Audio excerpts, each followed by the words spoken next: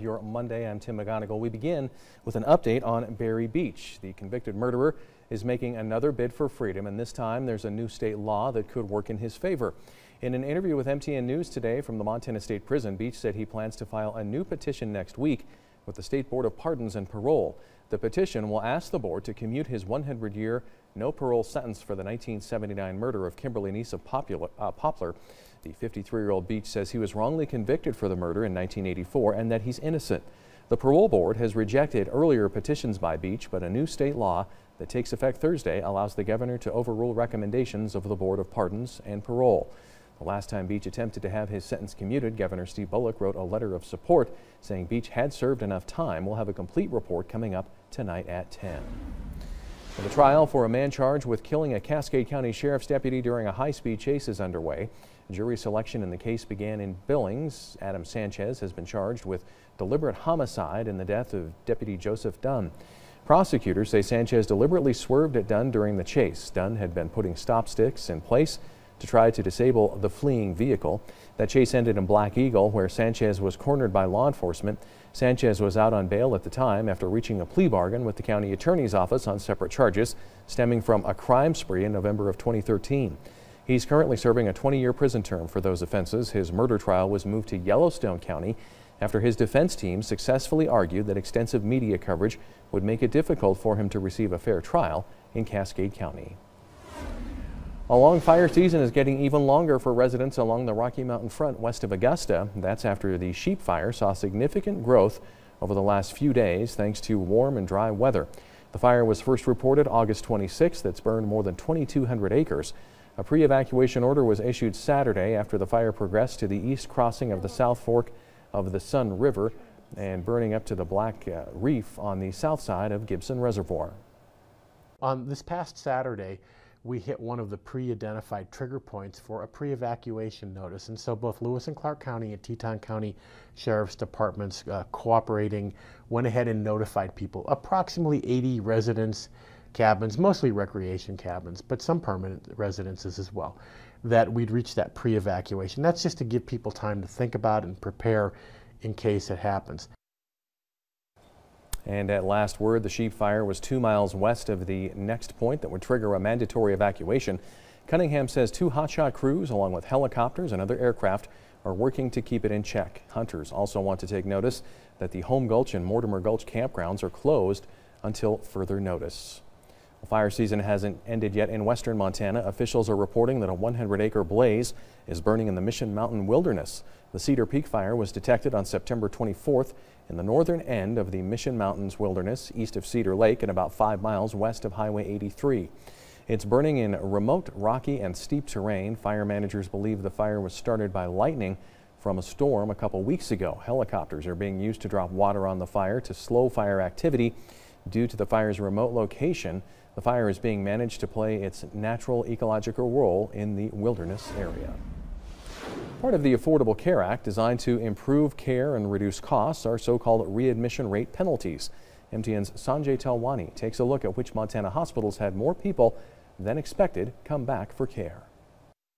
The government measures how many people end up back in a hospital after each of 5 different types of treatment. It compares that data to what it would expect based on the demographics of the hospital's patient populations and other factors. And so what you see in the readmission program is an incentive for hospitals to do what they can to make sure their patients aren't admitted and readmitted unnecessarily for expensive hospital care. 5 Montana hospitals out of 13 measured will be penalized with reductions in the Medicare payments they receive for inpatient care. And when you look at state-by-state comparisons, Montana's performance is among the best in the country. We rank number 5 in the country overall. St. Peter's Hospital in Helena will get nearly 1.5% less, possibly costing it more than $200,000. St. Vincent in Billings, St. James in Butte, Northern Montana Hospital in Havre, and Benefice in Great Falls are also being penalized.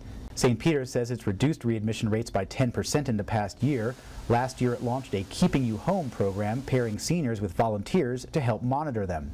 This year, it's working to help chronic heart failure patients, stressing home monitoring by families and teams of professionals. St. Vincent and St. James say their readmission rates are consistent with national averages, and they're seeing steady improvements by calling patients within 48 hours of discharge, pushing for early follow-ups, and improving medication instructions. In Helena, Sanjay Talwani, MTN News. VA Montana is pretty serious when it comes to the old saying about an ounce of prevention. The Veterans Affairs Hospital at Fort Harrison is holding a drive-through flu shot clinic and health fair tomorrow. Veterans and employees can get vaccinated as well as attend workshops on everything from healthy cooking to exercise classes. The event will take place at the parking lot next to the VA post office. Because for those who make it's difficult to walk all the way into the clinic, they're able to just stay in their vehicle or just get outside of their car and we can take care of them and they can be on their way. Probably just to know what the VA offers employees and veterans as far as health and wellness, and just to be able to learn the tools to live a healthier and more fulfilling life. Tomorrow's VA Clinic and Wellness Fair starts at 7 in the morning. It runs until 5 in the afternoon. Well, one of Montana's political giants, former Supreme Court Justice and Senate President Gene Tournage, has died. He died Sunday in Ronan at the age of 89. Tournage, a longtime lawyer from Polson and enrolled member of the Confederated Salish and Kootenai tribes, had a nearly 50-year career in public office, beginning in 1953 as Lake County Attorney and ending in 2000 as Chief Justice of the Montana Supreme Court. Tournage, a Republican, won election to the State House in 1962 from Polson. He also won a Senate seat 2 years later and spent the 20 years in the Senate, rising quickly to leadership positions and becoming Senate President in 1983. Tournage also departed the Senate after winning election in 1984 as Chief Justice of the Montana Supreme Court.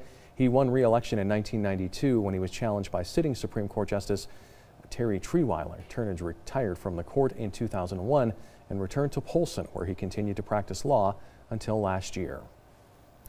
Investing could be one way to build long-term wealth for you and your family. However, unscrupulous brokers on the hunt for high commissions may try to make you offers that might not be right for you or your investment portfolio. In this week's edition of the MTN Fraud Watch, Dennis Carlson says the best way to protect your money is to be clear about your objectives before you invest. Some investment opportunities provide higher commissions to the brokers who sell them, and that might tempt them to get you to invest. The question to ask is, does the opportunity meet your investment objectives, such as your financial situation, tax bracket, risk tolerance, and your social values? Experts say the best way to protect your money is to have those objectives in writing and filed with your broker. If you don't want to take risk, put it in writing. If you need income, put it in writing. Then if there's a problem down the road and you find that you're holding something that's not suitable, we can investigate, and if something has been sold contrary to your written investment objectives, we can remedy the problem in the form of restitution and a penalty to the firm or the salesperson for doing wrong. Egan says if you're not sure about an investment opportunity, check and verify it before you invest. You can find out more by going to our websites. That's your Fraud Watch. Reporting from Helena, Dennis Carlson, MTN News. 38,000 investment products registered with the state of Montana, and there are more than 97,000 stockbrokers and investment advisor representatives also registered with the state. The rotunda of the state capitol was abuzz with activity today. 100 Montana nonprofits lined the halls of the capitol, looking to get a chance to tell their stories to state employees. It's the kickoff to the 2015 State of Montana Employees Charitable Giving Campaign. During the past 24 years, state employees have given more than $7 million to nonprofits of their choice. This year, the campaign looks to raise $600,000. So this whole event is about giving the nonprofits the chance to talk to state employees and talk about what they do. They do so much good work throughout our communities statewide each year, and by donating through the SECGC campaign, 14,000 state employees can raise over $600,000.